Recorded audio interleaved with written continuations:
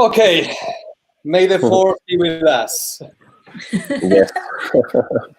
Doncs molt bona tarda a tothom. Una altra sessió d'Això no és tot. El divendres passat vàrem començar aquestes jornades amb l'acompanyament de la Clàudia Rius i de l'Albert Potrony. I en aquella sessió el que vàrem fer va ser una mica explicar aquest projecte que té el suport de la Caixa i que és un projecte a càrrec d'Albert Potrony especialitzat en art comunitari i que, degut a la pandèmia, doncs hem tingut de parar i ha sigut també, dèiem, una ocasió per tenir més temps per pensar, perquè aquests projectes tenen una gran complexitat. Si afegim la complexitat de les conseqüències de la pandèmia, doncs ens convé repensar-ho a fons. En aquesta ocasió, aprofitant que l'Albert des de fa 30 anys està a Anglaterra, amb la seva trajectòria artística s'ha desenvolupat quasi exclusivament ja des de fa molt temps en aquest àmbit, doncs volíem crear un pont entre Catalunya i Anglaterra una miqueta per veure si les conseqüències de la pandèmia afectaven de la mateixa forma en aquest tipus de projectes col·laboratius. I per això ho fem amb dos perfils diferents.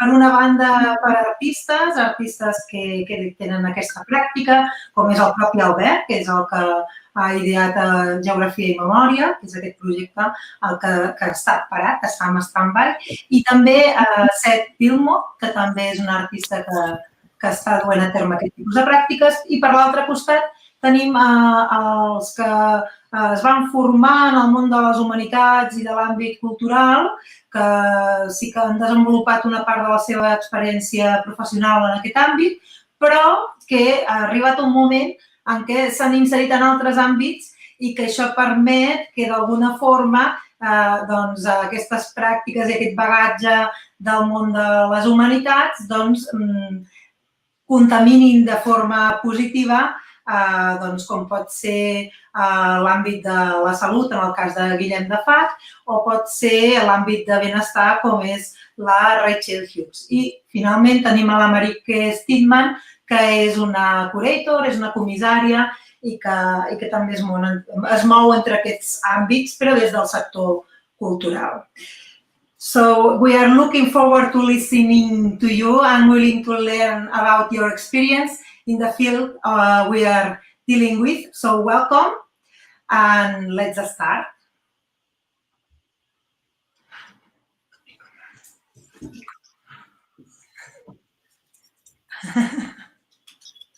La tecnologia. Ok, faré una mica de traducció per als anglesos, els angloparlants que estiguin escoltant, que em sembla que són 6 o 7. Just to place us in the situation, basically, Roser and I, Roser's from the Center Art Contemporary in La Panera, which is a very interesting art center in Lleida, one of the capital cities in Catalonia. And last January, we started a project called Geography and Memory, Dementia, Resistance and Solidarity, which was trying to explore the notion of care working within a care home in Lleida. And of course, the pandemic exploded and we had to sort of isolate and recalibrate the project. And while discussing how we could take things forward, we thought that, well, why don't we put this process of recalibrating, of rethinking and trying to find new ways of working, why don't we put it out there for all of us to participate and to sort of chip in and discuss with us? So we had the opportunity to invite, as Roser was saying, Marique, Seth, Rachel, and Guillem, and which is really a beautiful opportunity, because especially for me, because it means that we are virtually in the same space, my life in London and my life in Catalonia, so it's quite nice for once to have it all together. I'm gonna shut up and I'm gonna ask each of you to give us a brief introduction to basically who you are and what you do in your practice, and then today is sort of divided into areas which we'll talk about later on, and anything else that comes in. And also just to say to the people watching us that we want you not just to watch, we want you also to participate and send us comments, and then we'll respond. So maybe we start with, let's start with the artist, because can you tell us a bit more about your work, Seth? Sure. So I'm an artist and a filmmaker, and I work in a number of capacities, but often with institutions and with engagement departments and sort of education departments, developing projects from scratch, and sometimes making work with pre-existing communities or communities that have been sort of built and nurtured by those galleries. I suppose, you know, each project looks very different, but there's a sort of thread of exploring different types of traumatic experience and difficult experiences that the individuals and communities I've worked with have had, and also sort of mental health and the politics of mental health. Brilliant. Thank you, Seth. Seth, also, can you tell us a little bit about the article that you just written that it will be published in Art Monthly next month? Because the article that Seth has written, an article that sort of in a way also vertebrates a little bit our conversation today. Right. So I wrote an article for Art Monthly, attempting to reflect and on what it might mean for myself and other people working in the field to, you know, what the current crisis and what the kind of ongoing, what the sort of subsequent ramifications of it might mean for people who work in this way or who are interested in art making that's sort of determined by or structured by engaging with other people. And really it was an excuse for me to speak to lots of different artists and curators and community leaders and things like that to see what they were thinking as well. And Albert was one of the people that I spoke to. Thank you. Thanks, Seth. So maybe can we move on to Marika? Marika, can you tell us about your practice and about Newtown culture? Hi there. Hi. Yeah, my name's Marika. My job title is curator, but I'm based in a local authority. So in the UK, that would be a kind of local council, a regional council. And I'm based in the East End of London in an area called Barking and Dagenham. But previous to working in a council, I've been a curator working in places like Whitechapel Gallery and Tate and Chisenhale before that.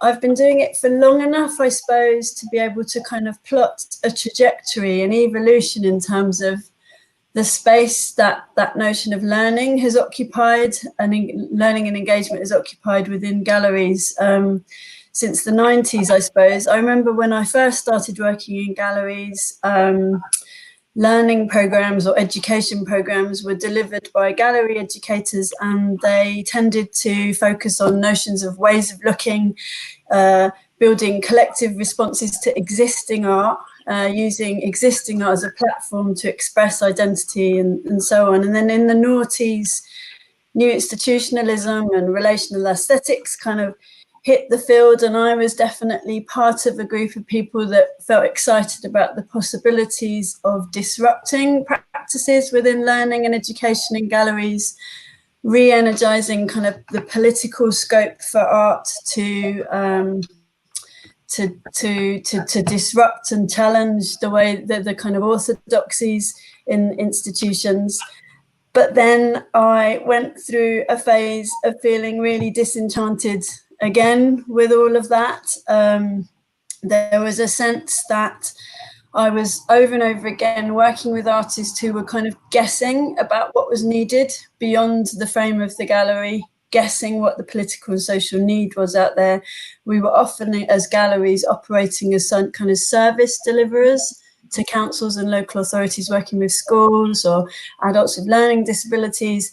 And it felt that we were not getting the right advice. We weren't collaborating with experts in the field enough. And so here I am, many years later, having left galleries, still very much working with them, working with Tate, South London Gallery, Serpentine Gallery, but trying to bring public galleries into the frame of public service delivery. Sorry, that's really long-winded. I told you my whole life. Sorry. No, that's good. We like your life. No, I think that's something that really, I remember when we met, I don't know when it was, a while ago, a few years ago, to start to talk about the possibility of doing something with Newtown culture.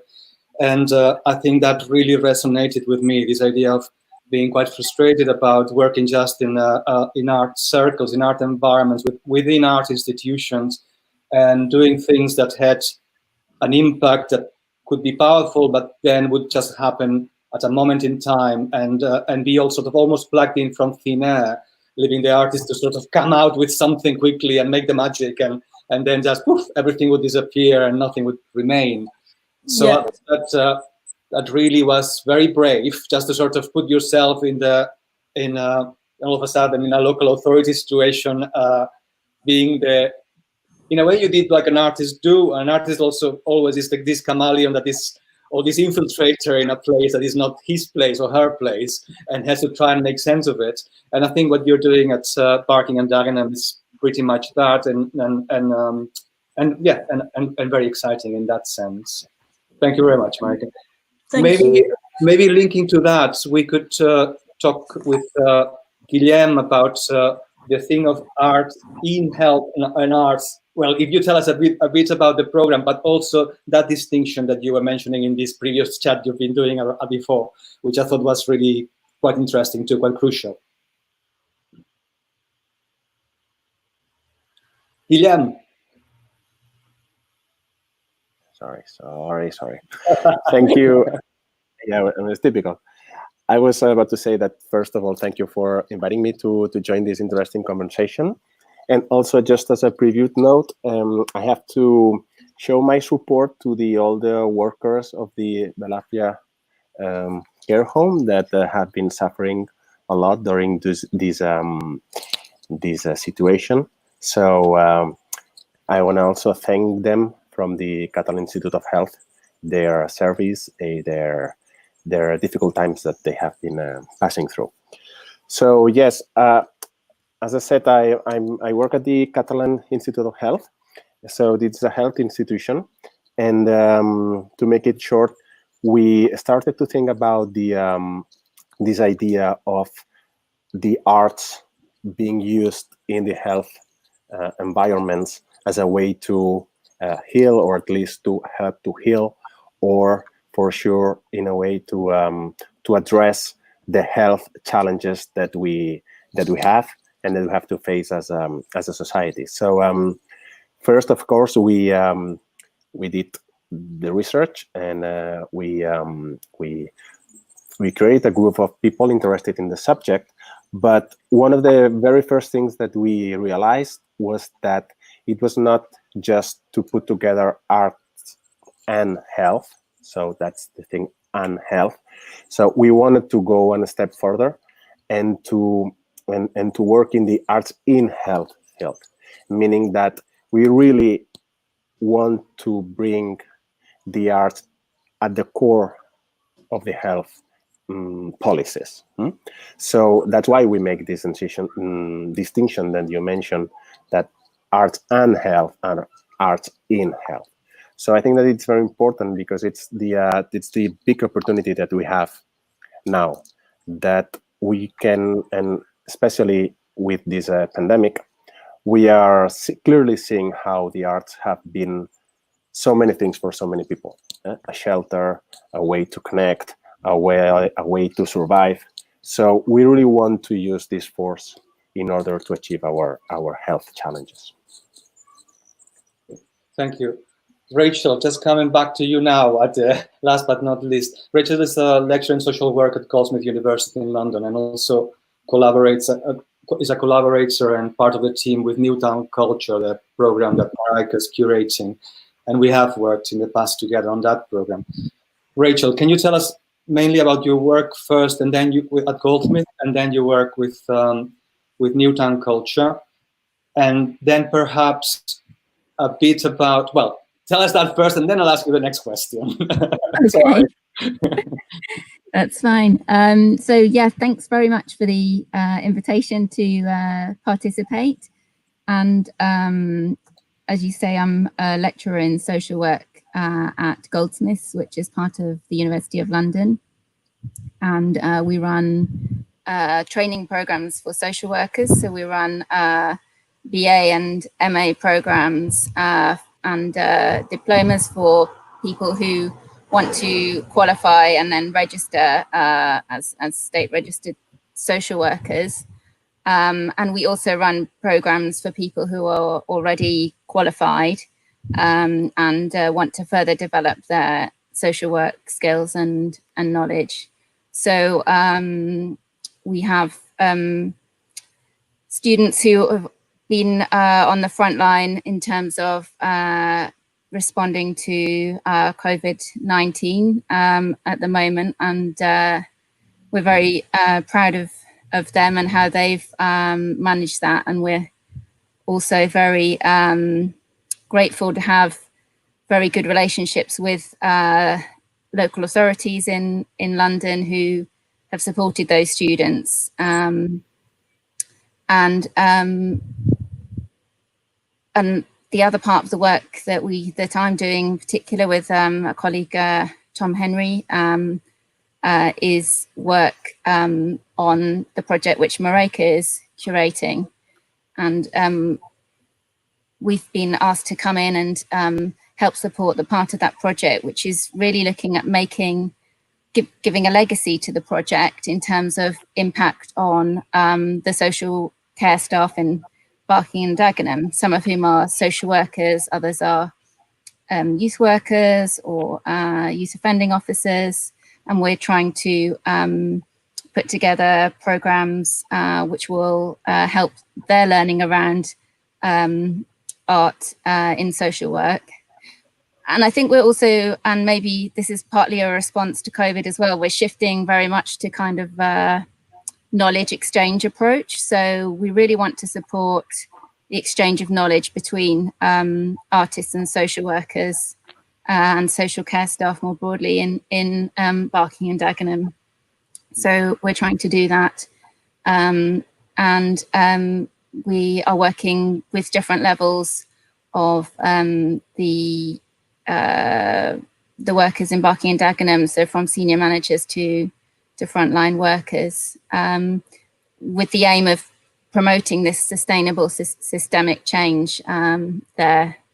And we're also supporting with evaluating, but very much evaluating in the sense of, I guess, documenting some of the change that's happening and trying to identify and pull out almost kind of bridging ideas that are relevant to artists and social workers. I think that's a brief summary of what we're doing. No, it's brilliant. I love the idea. Well, I really feel very close to this thing about the social, the knowledge exchange, and in a way trying to place, to create as much as horizontal approach as possible, where we are all working in it together and we are all knowledgeable in certain areas, and then we are all doing, it's not the artists are doing it to them, to the participants, we are not, there's no participants and leaders anymore, and I think that's very, very exciting. Seth, just to maybe wrap up this part of the conversation, I'm going to use you as a pivoting thing. Basically, we've got the institutions here. We've got the,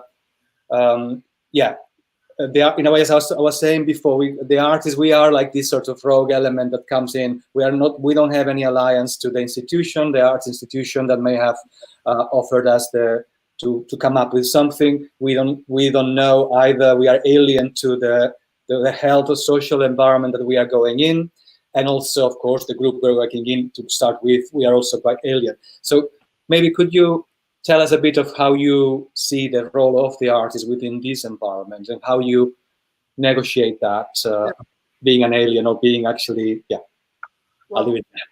I think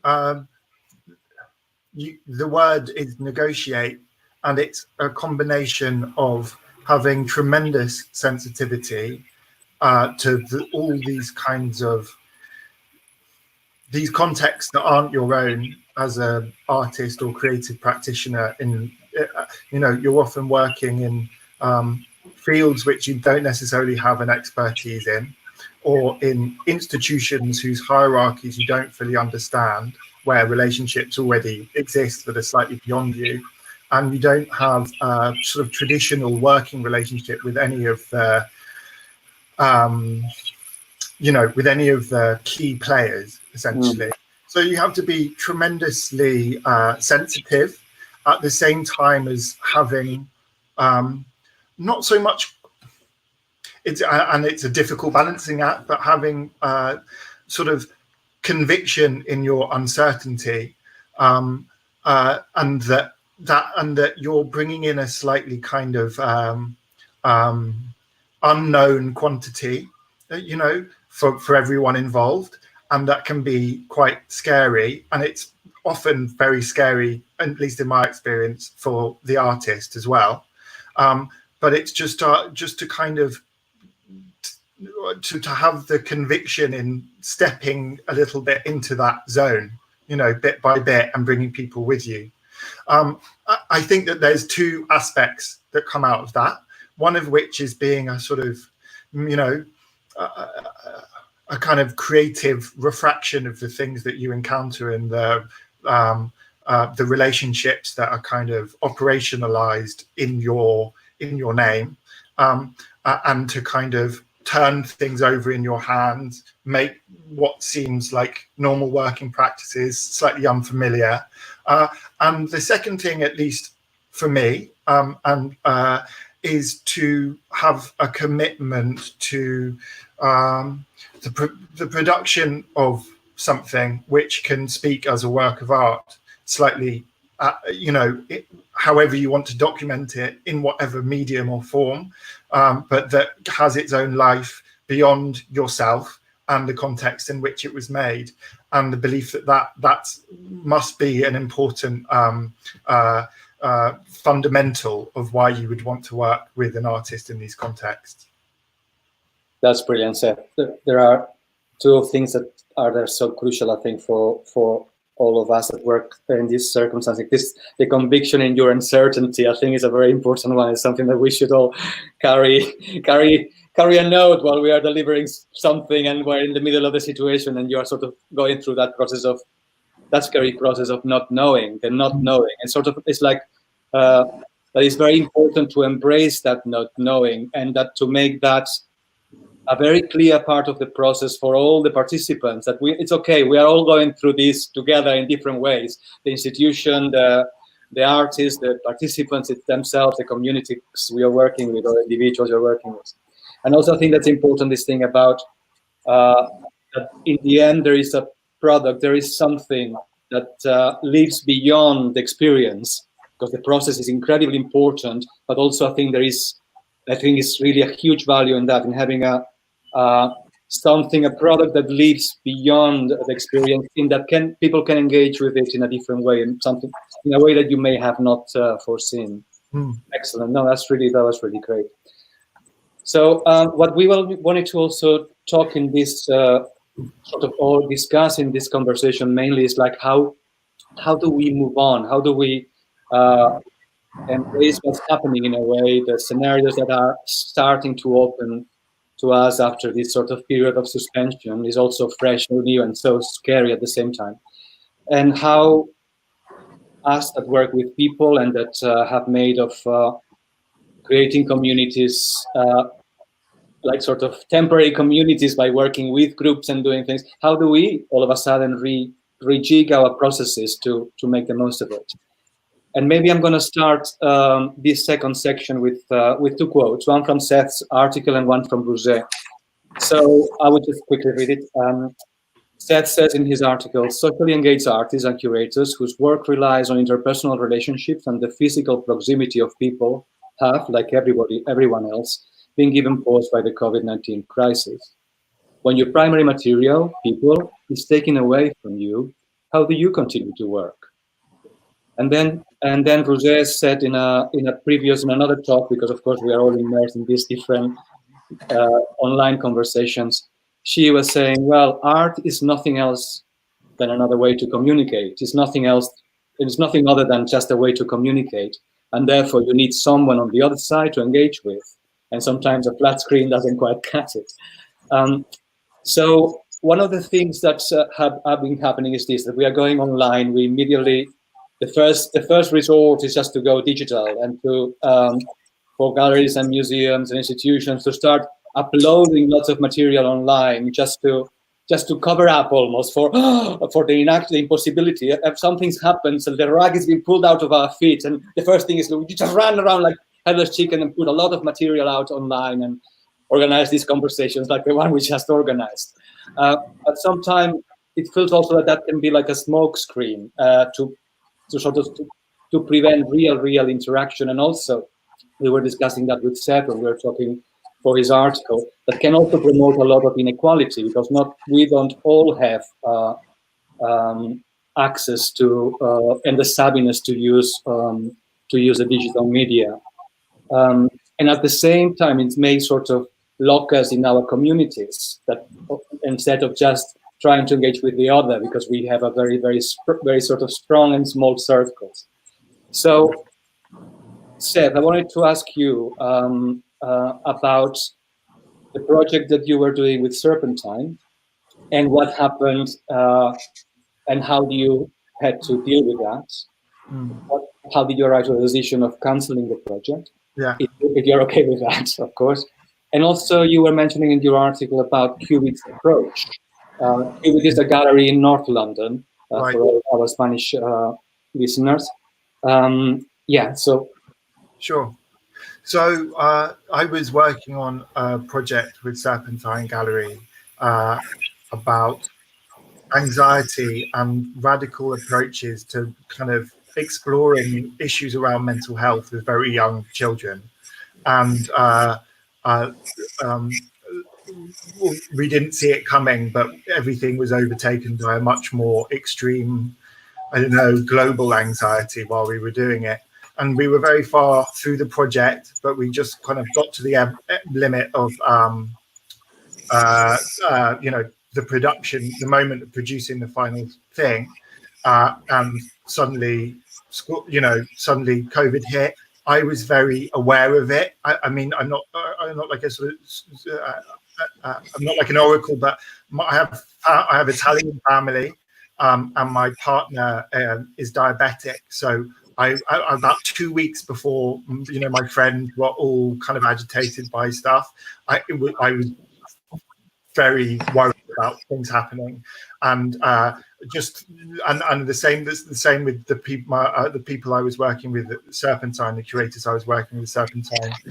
So it was already just like, there were kind of more important things, and then the crisis hit. Schools were closed down. There was some discussion about moving things online. It became apparent that actually lots of the children we were working with wouldn't have access to devices or even broadband. And what we were doing just didn't easily translate into that format anyway. Our work was with a choreographer, and it was all about improvised movement and touch. And we just thought it would, rather than just sort of definitely postpone it, is to think of a new way to close it off, which we haven't really decided yet, partly because the staff I was working with were furloughed, but will probably involve some physical kind of, some kind of communication, some kind of summation of what we've done and an offer to the children, but through the post of some sort. This is all to be decided. I don't know. But so yeah, there was just like, it wasn't something that could be moved online. And I suppose the one thing that I don't touch on the article, but that is important, is the way that galleries attentively, with galleries with really interesting engagement departments like MEMA and Qubit, you know, where that's absolutely at the forefront of what they do, I've started to experiment with new types of public space online. So MEMA has this thing called Memazina, developed with a graphic design company, which is like a kind of digital notice board for their the communities they work with, that they with all kind of bits and pieces, and it's very tentative, but it's very eagerly received and kind of personal, and they're going to try and turn that into something physical. And when I spoke to Qubit, there was a similar thing going on with them, where they were trying to develop kind of periodicals with their communities. I can't remember if it's with their young people's young people's group, or who it was in particular. So I think there's something coming back to what you said, Albert, which was, there's a lot of noise online. There's a kind of knee-jerk reaction to just post. Let's put activities on. Let's show the video work from our last 50 years. But there's been very little critical thinking about the kinds of public space you can create online, and where galleries, you know, the kind of ways that galleries might, and artists, I suppose, might be able to contribute to those new kinds of online space. And in a very little way, I think the interesting work that's happening out there is starting to happen. Does that make sense? Yeah, no, it does. It does.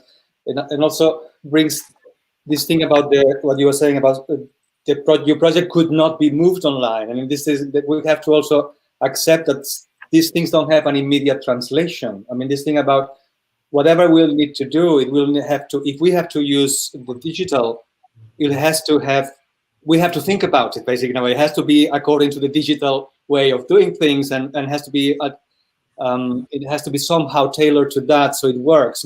We cannot just sort of change one thing for the other and pretend it's going to be exactly the same. From what you're saying, also was interesting, this thing about that, about sort of, and also we talked in our conversation about going back to perhaps this pandemic forcing us sort of to change tempos and going back to work a lot slower, perhaps even in a way going back to the analog and instead and reclaiming strategies from the past, like mail art, sending letters, and also perhaps working with smaller numbers of people, and then, as we were saying, escalate working with a very small group, and then another one, and sort of sharing the findings between the groups. Another thing that's been also discussed is if where are we going to work? If we cannot meet in places, lots of us, can public space all of a sudden become actually much more fundamental to us? Perhaps, Guillem, at this moment would be perhaps, if you don't mind, talking a bit about the project that I know is not fully launched yet, and let me find out the name, Recuperart. But mainly just because of this thing that it's almost working individually, isn't it? It's just working one-to-one. Am I right in saying that? Yes. Well, that was part of the situation, part of having to adapt to the new reality, because we had a series of projects that were in the pilot phase that we had to stop due to the pandemic. But we wanted to do something, and we felt that we had to do something. So we came to one of our most pressing issues that we are having, that it's the emotional suffering of our frontline healthcare workers. And so when we were thinking about it, and the ways that we could tackle this issue. So one of the main concerns that we had was this sorry, this problem with the crowd. So an approach relying on any kind of, I don't want to say group therapy, but communal sharing experiences or whatever, it won't be able to happen. So we started with this main problem as an opportunity to build the program. So the program, yes, in fact, is focused in the emotional recovery, partnering with museums. So this project wants to to give the museums the opportunity to participate also in this pressing issue. So this project Recuperart, it's a word game with recover through art. It's pretty obvious, but it works. And, yeah, from recover. Now maybe we are changing it to Recuperart 19 to make it even more, more subtle. So what we are doing is to create an activity that the frontline, the healthcare professional, and eventually it can be open to the rest of the society, but we wanted to start with our most pressing problem that we have. So we are creating a program, as I said, in museums, where individually and independently, the professional would go to a museum and will have a series of, I don't want to say challenges, but some actions to do alone in the museum. One of the main aspects of the project is that we understand museums as a safe place, as a shelter, as a place where they can escape from their frenziness, from the craziness that have been living on during all these months. So this is one important part. The role of the museum in this case, just from a very basic and physical point of view, it's a different place than hospital or than community health centers. So it's a new place, not related to the art, so they can refocus, they can move on and start a new conversation with themselves, with their environment, with the works of art. So this is the main idea of the project. Really good, thank you. I really like it. Now parlant català. I really like the idea of places of shelter, places where you're going to to be safe. It's nice. Marijke, maybe this is a moment for you also to tell us a bit with your program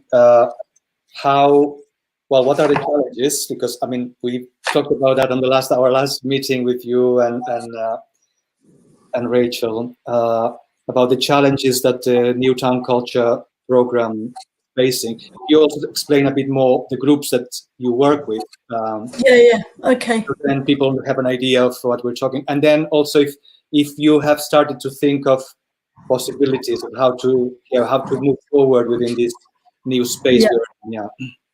So perhaps I should have explained before, New Town Culture is essentially a program that's trying to do fundamentally two things. One is to commission art for people who use social care services. And in the early stages, that was with adults and young people. At the moment, we're focusing on young people. So social care means that we're working with young people who are seeking asylum, who are young offenders, who are in foster care. There are young people who have been sexually exploited. There's lots and lots of different kinds of young people that we're working with, and we've also been working with adults. So on the one hand, it's commissioning art that is not about them. That's really important. That's for them, for their consumption. But the other part of this program is about really investigating what it is that cultural and art practitioners do when they are working with people. and to think about where aspects of that practice perhaps are sympathetic to or overlap with social care practice, the work of social workers, youth offending workers, family care practitioners, a whole range of people working in social care. And to be frank, the aim is to extricate from this scenario this kind of slightly infantilizing situation whereby social care professionals or local authorities rely on artists and galleries to commission work. We free the process so that we really start to liberate it in terms of it being owned by non-artists as well as artists and all that kind of stuff. I think I waffled on and have forgotten the question. How we're thinking about what needs to change. Yeah. I mean, it was interesting when Seth was talking about Serpentine and Qubit, both organisations that I work with quite a bit, and it reminded me how glad I am not to be working in cultural institutions. Number one, they need to be getting things online because they need to justify their funding, which must be terrifying for them at the moment. Number two, it's the commodifying of audience numbers. They need their audience figures bumped up. So there's the centre of gravity for them. And although in arts organisations we talk about process a lot, I think in this situation it's falling by the wayside. They just need the numbers. Mm-hmm. In our case, I think what's happened is a new situation for me. We have been told very clearly by people in social care that there is an enormous need for very vulnerable young people to be able to take part in the projects that we'd scheduled before COVID came up. So in September, we were going to be running lots of projects directly with young people, and we are trying to work those out to happen online. So they're things like 5-day-long projects with artists and young people and social care staff. We're terrified. We don't know if it's going to work. All of the things that this activity hinges on are mainly around intimacy and disrupting assumptions and hospitality, which is a word that Albert explores a lot in his work. That's all. Those are all things that are deeply challenged by this idea of online working, and that. But we are having to be quite sort of doggedly keep going because of the danger that the young people we are engaging with are in terms of their well-being and mental health at the moment. And I suppose where all of the thinking is at the moment is around digital access. So how young people with disabilities can access this work, how we get the technology to young people who are living in really impoverished circumstances in lots of cases, and how we work with artists to find new ways of doing that. Yeah. Sorry, I wasn't sure if I was mute and I was going to just launch into it. Yeah, no, I think this in a way it's scary, but also it's quite exciting, because in a way you can, as an artist, if you, as you say, you give the project provides the young people with the tools, computers, whatever it is that may be needed, and access to internet, etc. But then it's almost like the young people are in a position of quite a bit of power, because they are the ones that know how to use it, and that basically they can't. They are in their own environments, and then that means also that in a way you are together. The artists and the young people are sort of learning how to do it, how to communicate, how to create together. Something with exactly in distance. Yeah. And also something no, sorry, go on. No, I hope that's what happens. I mean, we've all been in traditional workshop scenarios where we felt at sea and lost. And when we share that with the participants, things get really exciting, don't they? Exactly, yeah. Accountability in it. I also was thinking that one of the things that I've enjoyed of the Zoom meetings and all those meetings, which at the same time they are quite stressful, is that all of a sudden you have access to all these people's living rooms and bedrooms and homes, and in a way it's sort of strange horizontality equalizing. You are also all of a sudden you are not just the person asking people to take a risk and do this or do that. You're actually exposing yourself and being at home and showing them where you live, and so it has the potential to be to be used in a nice way. Also, it has potential of being problematic. So I think there are really, really nice possibilities. And what you're saying, it's I think, yeah, I would be very interested to see how it works with the groups you're working with, and how, I guess it will need a bit of time to set it up in a way that we know it's going to work, and that also we know it's going to work for the young people and for the artists working in it. Yeah. I mean, just to be slightly kind of, it's just a question really, slightly devil's advocate, that maybe this, so social workers are saying adolescents are really happy not to see them at the moment and to engage with them online.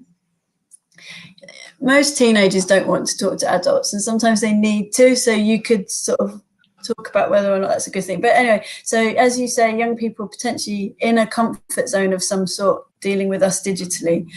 So could you potentially say that this is good for us in terms of like kind of disentangling some potentially, I've written here sort of kind of nostalgic assumptions about types of engagement, and that we're going to maybe move into situations that are shorter, committed, and that thing about the material outcomes, like maybe we're going to have to start to extricate ourselves from something which is actually quite sort of gallery oriented, potentially quite middle class, and a bit in the 70s. Yeah.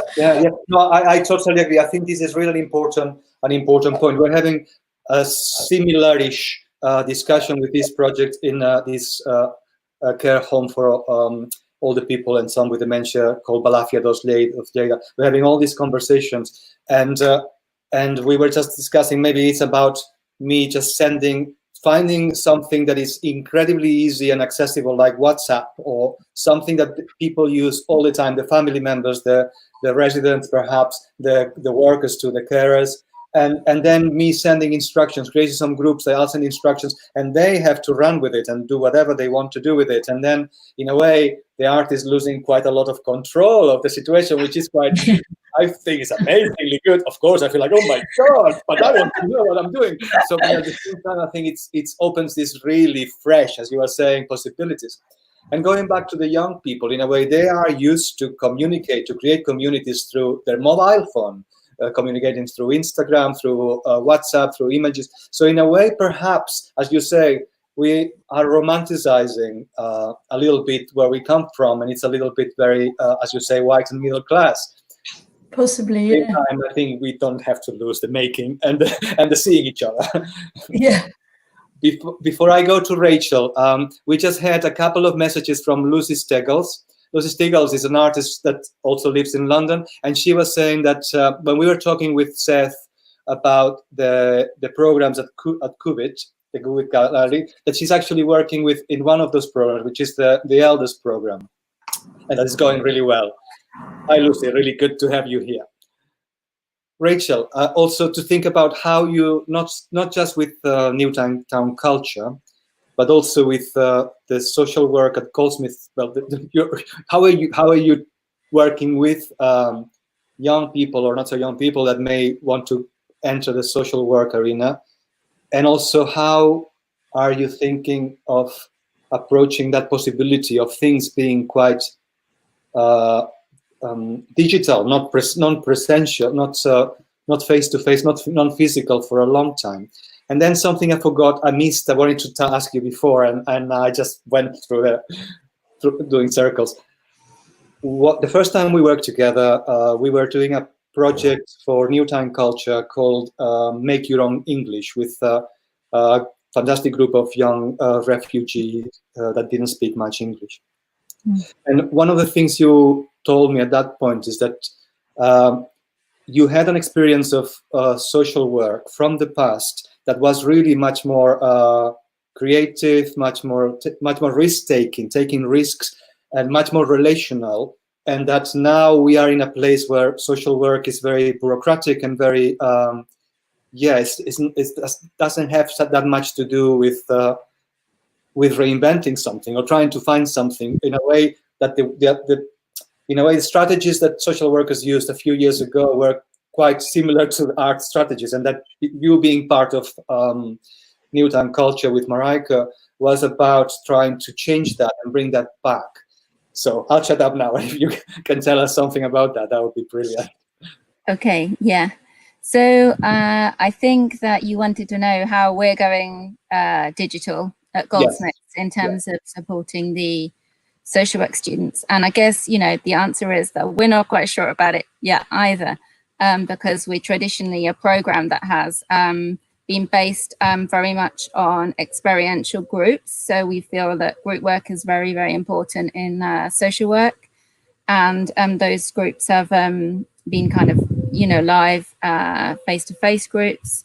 So now we are literally trying to run online groups, and that has its challenges. But, you know, it's actually, once we're getting a few goes at it, it's not as daunting as we thought initially. I think that the discussions we've been having that, you know, I'm thinking of Marijke's word, intimacy, and maybe we don't use it too much in education, but there is a sense in which, well, we all know it's, you know, we all know that our learners will learn if we have a good relationship with them. And so a lot of our effort now is going into really cultivating strong relationships with our students and, you know, nurturing them through this difficult time so that they can carry on learning. So for me, there's something there about, I think, personalized learning and trying to, you know, sustain that relationship with individual learners so that they can move forward. And perhaps there's a link there to the Newtown Culture Project, because I know a sort of later stage is going to be some artist mentoring of young people. And I think that could also be a space in which that kind of personal relationship could develop. And I think that it's not unrealistic to do that online. So I'm trying to, you were asking me about social work in the past and now. And I guess we can think about all this perhaps in terms of proximity, which I think is a word that you've used, Albert, as well, in relation to art and the work of artists.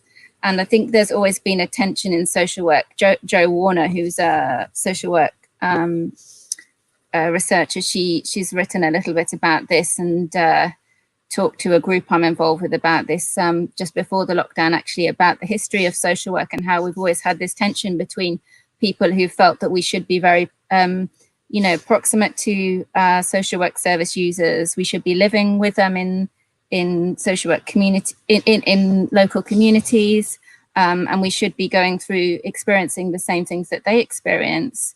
And then people who've been more in favor of distance, and taking objective and kind of more rationalist approaches to social work. And that dates back to the start of social work around the, you know, the 1900s.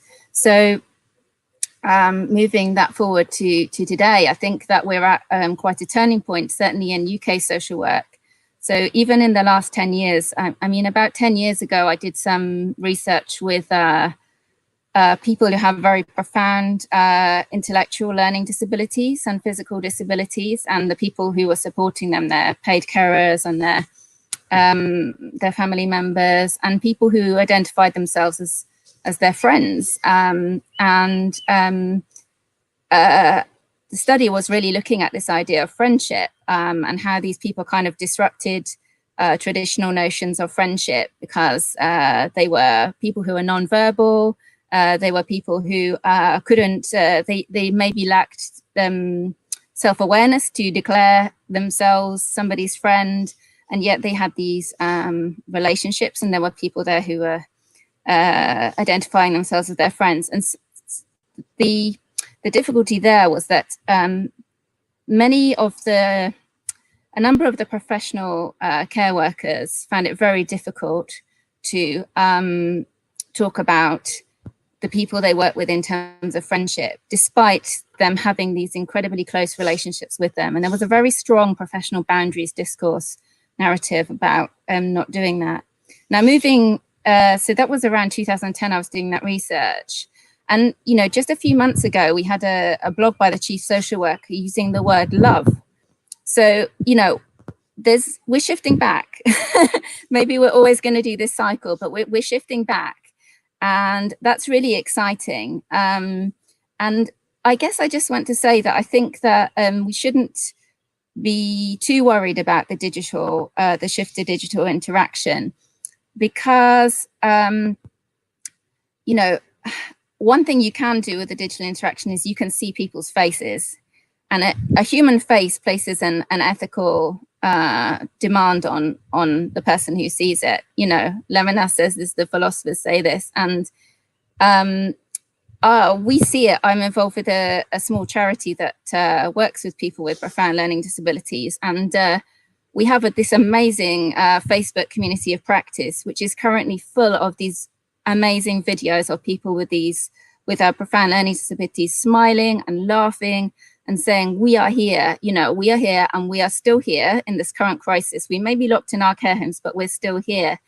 And I think that there is a real role for artists and curators in enabling these people to be seen. And I guess it applies, you know, the project you're working with people with dementia. You know, I want these people's faces all over billboards in the UK at the moment, so that, you know, we remember them, because they're still locked down, and you know, we need to still be seeing them, seeing those faces, and recognizing that ethical obligation we have to them. Absolutely, absolutely. I think that's fantastic. I think there's all these concepts: intimacy, proximity, and love, and I think that's basically a recipe for meeting each other and finally being able to do something. And yes, this thing about visibility is also something that Rosé and I have been very keen on exploring within the project in the care homes, and not only for the carers, which also, as we've seen, have been really quite battered by the whole thing, but also mainly for all the people living with dementia, that basically in a way they disappear from the public, from our cities, from our public spaces. So that's definitely something that's very, very important. As we were saying I think in the previous conversation, there are these different ways of being in the world, as you were saying, and with the groups that you were working with, and the fact that we don't know initially how to engage with those different ways doesn't mean that they are not fully participant in a different way. But so I think that is a very interesting nut to crack and to open and expose, really. So I think that's fundamentally very, very important. Guys, it's a bit frustrating because we've got so fantastic people here and so many experiences, and we are already doing 1 hour almost. Just to remind the people that are with us in this journey, that are seeing us and listening to us, that also they can take part. They can just send us a comment, send us a question to any of us, and we'll be more than happy to just include you in this discussion. We are almost at the end of my questions in a way.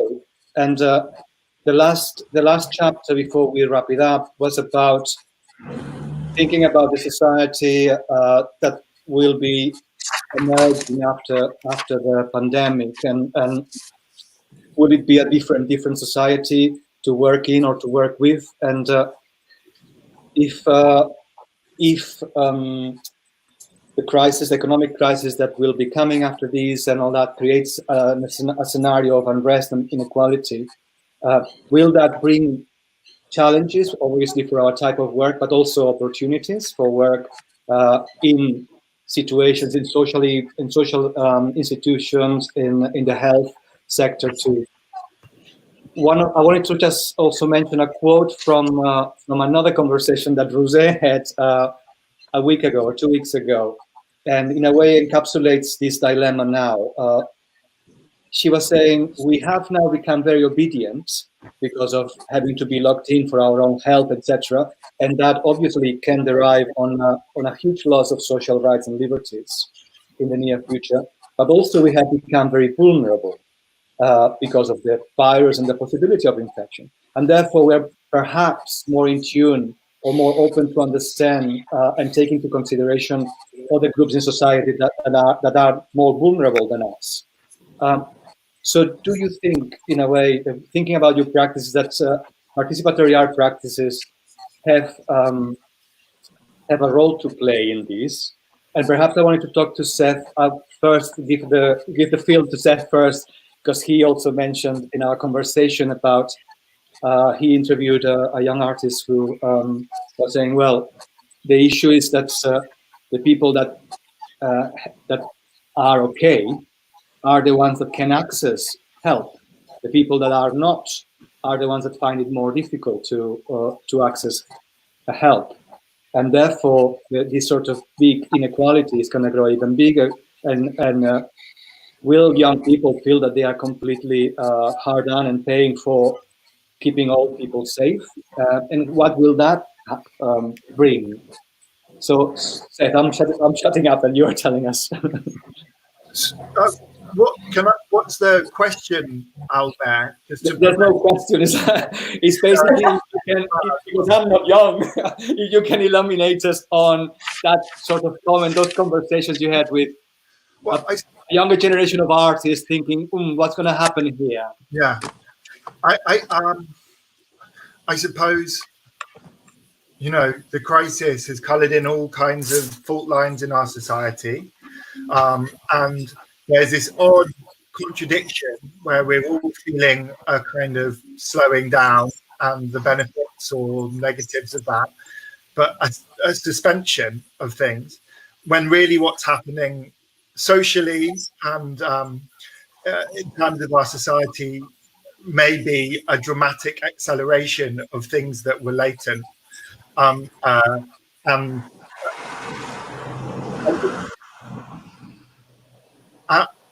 Sorry, there was just a. It's called intimacy. That's intimacy. Yeah, I suppose the generational inequalities that are being exacerbated are just one species of the inequalities that were there already and that will be kind of, you know, that have already been made more apparent and that might be exaggerated as things go on. I suppose, you know, if I was in I don't know, I suppose it's difficult for me as an artist because I don't have a lot of leverage right now. But if I was working at an institution, the two focuses right now would be young people. What are they? What's their kind of experience of what's happening? What are the new political ideas that are being fermented, which haven't coalesced into a kind of orthodoxy or existing ideology? How can we value their experience and, you know, encourage them to think critically and artistically about their existences, their situations, their futures? And I would just be going young people, young people, young people. And the other thing that I would be doing is perhaps trying to bring together trusted kind of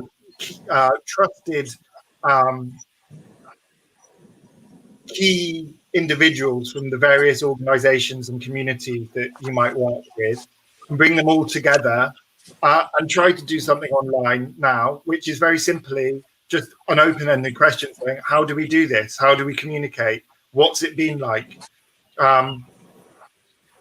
It's too early to say what the, you know, what the artistic response is going to be, but I think that just to try and encourage, I don't know, just to begin, just to experiment with basic types of communication between like individuals and communities, just to process what was happening to minds and bodies and souls during lockdown. And yeah, I'm sort of going away from your original question, which was about like the experience of sort of, you know, where I think maybe our gaze should be turning, I guess. I don't know. I think that it's like, it's really interesting to say, to hear Rachel say that And everyone's mentioned it as they're already trying experiments with online communication. And I just think that where there's the possibility to kind of experiment with this way of working and to really kind of start conversations with strange, like to try, I guess the two big questions are how do you get people speaking who don't have a relationship already existing, and how do you bring new communities into being? Like I can imagine, you know, re-establishing, restarting conversations with people I know very well, but I find it more difficult to think how I would begin a new relationship online. And I just think that people need to start kind of investigating those areas, and also just opening up a conversation. How do we communicate? What can we provide? What as artists, what has art been giving you? What do you wish you could contribute yourself? And also just, you know, so and yeah, and just to kind of I don't know, to just get people's testimonies of what their experience of this is, because it's been so different for so many people, and it will continue to be, you know, wildly more different than we experience. Yeah. But that's great. So it's basically, it's almost like you're giving us a, I hate the word, but it's just coming. I wrote the expression, a roadmap, which is basically this thing about we have to learn how to communicate now, but also how to form new relationships, and how can you create a new community while you haven't met physically before, and how do you do that online? How do you play? How you sort of create sort of these funny moments, or the moments of sort of silliness that bring you together. So I think those are very, very important things. And also I think what is really, really important is that we shouldn't just now jump and move into action, like nothing has happened, and just, well, let's try and see how can we do things and make things, and not really sort of, that's Mark, by the way. And so I think that is really important, in a way, sort of collect very different experiences of what's been happening and will continue to happen, and make sense of that too.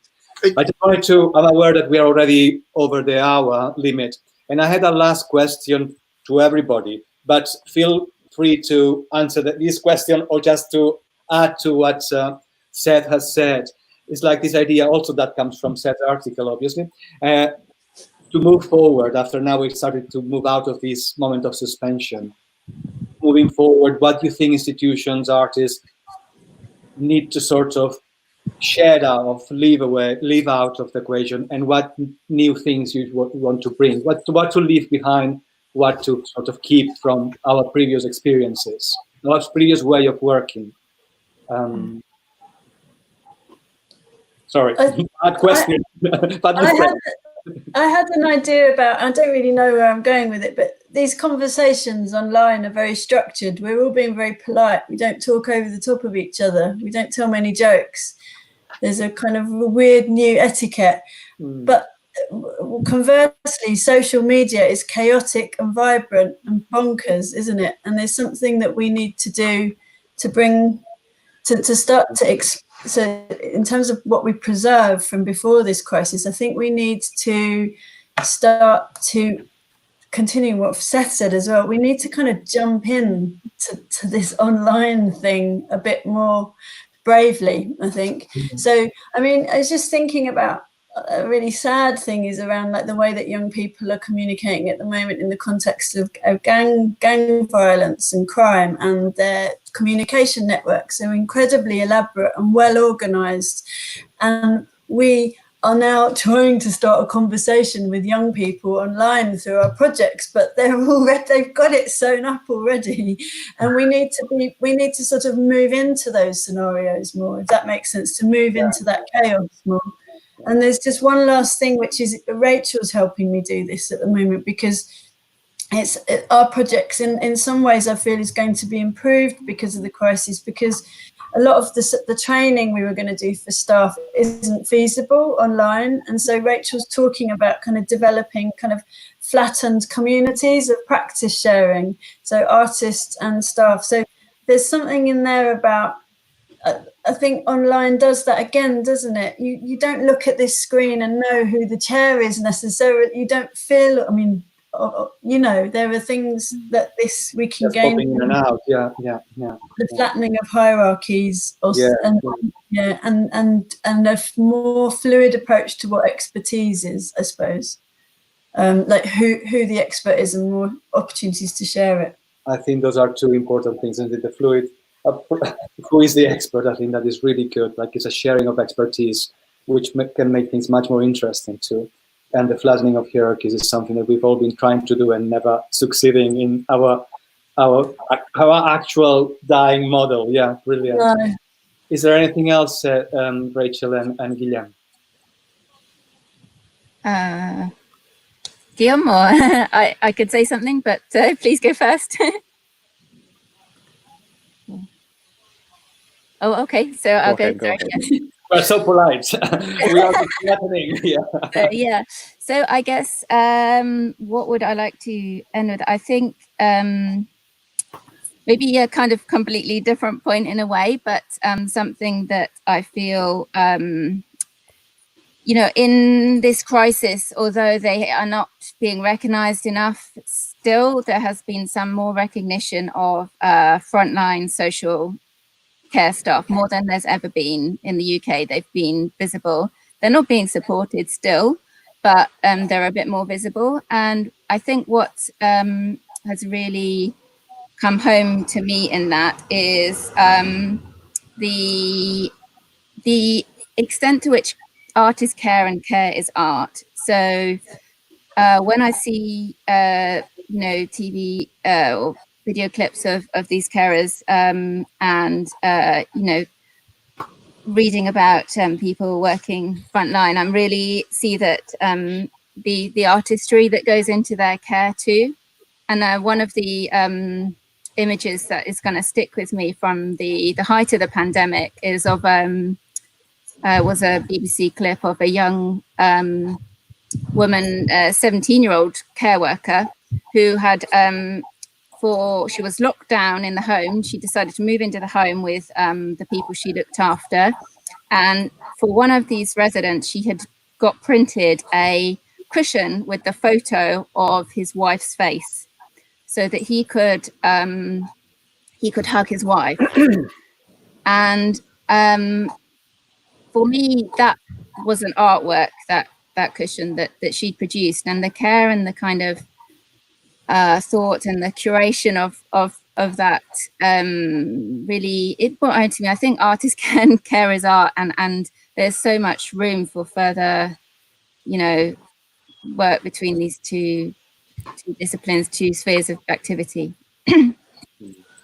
I'll definitely take that with me, that care is art, through this new project too, when I work with the carers. That's really beautiful, Rachel. Guillaume. Well, too many things have been said, very interesting, all of them, but I just want to point out a couple of things. One of the, and you mentioned that, Alberta, if this new situation that we are facing is a threat or an opportunity, of course, it's both a threat and opportunity. But for the arts, I think that I want to focus on the opportunity, because the threats are obvious, and we are used in the art world to deal with them. But as an opportunity, I think that now there is there's room for demonstrate that the arts can really play a central role in society. We were focusing in museums or galleries or whatever, art institutions, but in general, we've seen this during the pandemic, and we will see it even more in the months that we have ahead of us. We will have more than probably financial and crisis that will bring unrest and social problems. We mentioned that, inequalities, etc. But the arts can be part of the solution, not the main solution. Not me, right? Not the solution, but one of the myriad of solutions that can help us walk through these challenges that we have had. We can focus in specific targets, and we will have a lot of people that will need advice, strategies, sharing experiences, advice, etc., that can be provided from artists and from arts institutions. And I think that is something that for us in the Catalan health system, we are really, we believe in that, and we are really bringing the arts into our policies and see if it works. We are persuaded that it will work, and hopefully we will need the complicity of so many people, of course, the artists and the arts managers. But I think that together we can really create new things for this new society that we are entering. Thanks, Guillem. I think that's a very good point to leave. And we had the previous conversation where we were talking about a project, and we were telling this journalist about all these steps that we couldn't do this, so we came up with this idea, then we couldn't do that, so we came up with this idea, and we're still sort of trying to find a way. And she was saying, well, if this was a company, it would say, well, sorry, there's COVID, the care home is just completely locked down, so the project is over, that's it. And art is always trying to find a way of adapting to a new situation and trying to find a way to do something with that situation. Yeah. So I think that's really what puts us in a good place to sort of start trying to deal with the aftermath of COVID and what's coming after this. Rosé, are you around? Yes, she is. Before I pass it on to Rosé to wrap up a bit, I just wanted to say thank you very much for joining in this conversation. It's been brilliant to have the four of you here. And yeah, a pity that, again, as Marika said, it was all very sort of static in the way that we're playing it. So we had to really learn how to, I think that was fantastic. We really need to learn how to make the most of these media ways of working. Yeah. Sorry, yeah. Well, there's, I mean, just coming back to like the opportunities of this kind of way of convening is that we can all just distance becomes there's obviously great losses of not being in the same space as one another, but you can sort of you can bring relationship, like distance just becomes not a complicating factor in the way that it has always felt it has been, and that's just everyone feels that, knows that now. Yeah, it's a given. It's a given. Yeah. And also, I do actually think it might. I don't know if it's totally applicable, but I do think that there's a certain intensity of conversation you can have via video conferencing calls, whatever, Zooms. That's my experience of like even just speaking to family and friends. Perhaps that's just because of the desperation of wanting to speak with others, but it's also something about the framing device of the camera, and actually eye contact as well. Eye contact can be something. Eye contact is essential for play and to know that you're in a safe, secure environment with someone and you can open up. But it can also, for lots of people, myself, and we've all had experiences with it, myself included, and for very vulnerable people especially, it can be totally disarming.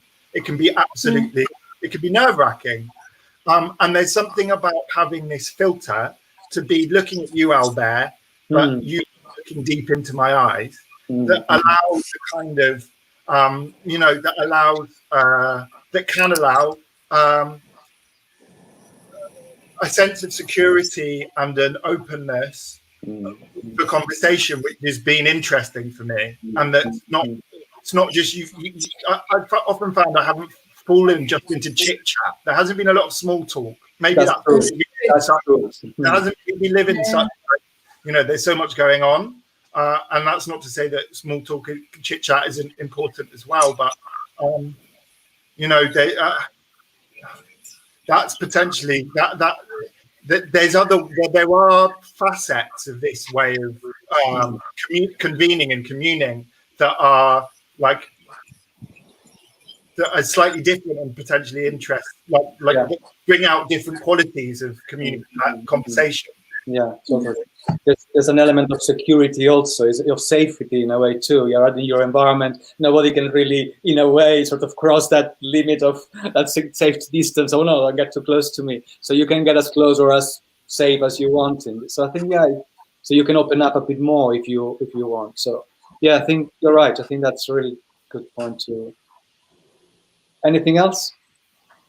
It's just reminding me, I met a youth work. We met with some youth workers last week to find out how it's going for them running sessions online, and they were talking about how it's going quite well, but if young people aren't engaged, they just literally just leave. They just leave now. But that's really powerful, isn't it? It is. It gives them control. Yeah. So yeah, that's quite, yeah. And also it's a good lesson for us artists and to have to find ways of working with that and taking it in the chin and saying, well, it's okay, that's fine. It's good, it's good. Thank you very much. Rosé, do you want to? Sí, bueno. Concern about time, that's all. Thanks a lot to all of you. I will make a sum up in Catalan, but it's just some words you have been repeating, and I think that are interesting to remark. And these words are always in our previous talks, so I think it's a good thing to repeat them. Llavors, les paraules aquestes que he anat agafant, no? Una d'elles és la incertesa. La incertesa és una possibilitat, no? I fins avui sempre intentem treballar sense que hi hagi una xarxa de protecció, no? I aquesta pandèmia i aquesta situació ens ha fet veure que aquesta xarxa de protecció és totalment fictícia i que en qualsevol moment se'ns pot capgirar la realitat com un mitjó, no? I aquesta incertesa obre possibilitats. Per tant, incertesa i possibilitats heu anat repetint tota l'estona, no? Aquestes noves possibilitats que molt tenen a veure amb les cures. No hi ha més revolució que les pròpies cures, no? Les cures de nosaltres mateixos, i en això tots vosaltres també heu anat incidint, no? Com a l'amor, les cures, que important que és l'aspecte emocional i que poc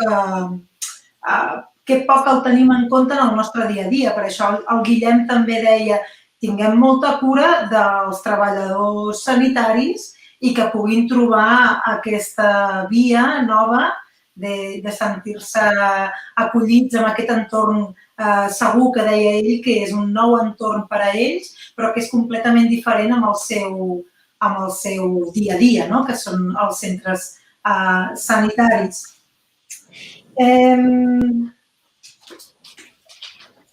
També, doncs bé, hi ha una cosa curiosa que mentre anàvem parlant m'anava sorgint, que és un hort.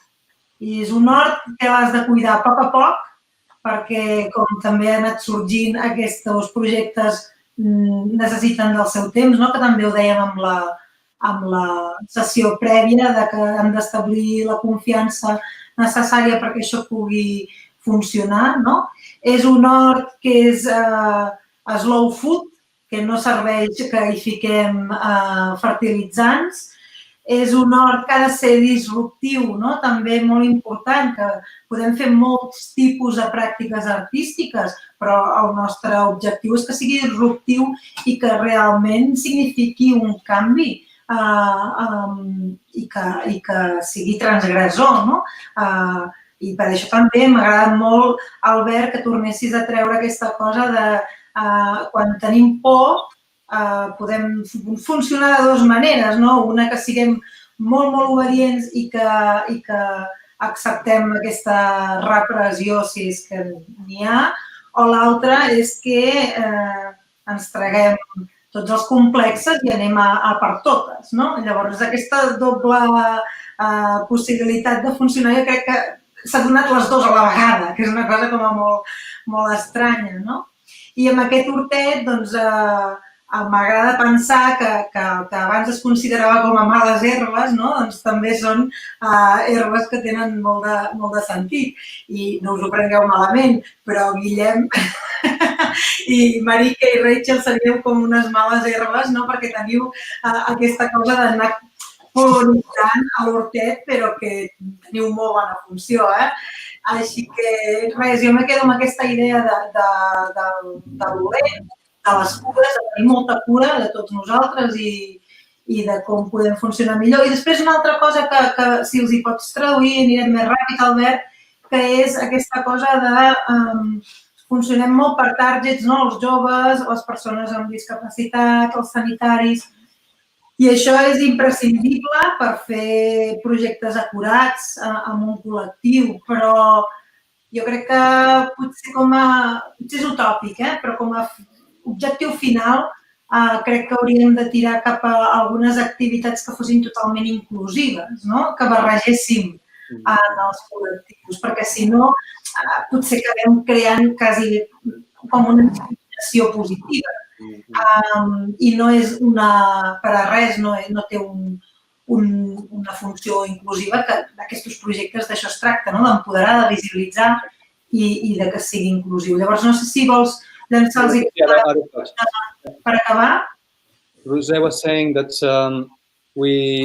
in a way, we should almost work like weeds, that we sort of start growing and spreading and just colonizing bits of the future. And that's in a way our function as art institutions and social workers and artists. And also, she was saying that perhaps one of the things that we would be good to sort of move towards is that at the moment things are targeted to groups, to specific groups, because of course that's the way that you can work more effectively, like the young or the elderly or the people with special needs, etc. But perhaps the aim to go is to actually do projects which actually they are all inclusive, that there's not just targeted to a specific group too. And I think, which is really good, I think you've given us a lot of food for thought, and I'm really looking forward to reading the transcript of this, because I think I'll be able to enjoy it more than just being here, although being here has been really good. And I just want to thank you all. Thank you, Guillem, Seth and Rachel, and thank you for Jose for hosting us too. And thank you to Jesus, our technical person who's been behind the screens making it all work. And also thank all the people who's made some comments there and the people that are watching us. And we'll have it posted online after this so people can come, and we'll pass on the link. And just to say that there will be another talk on Thursday.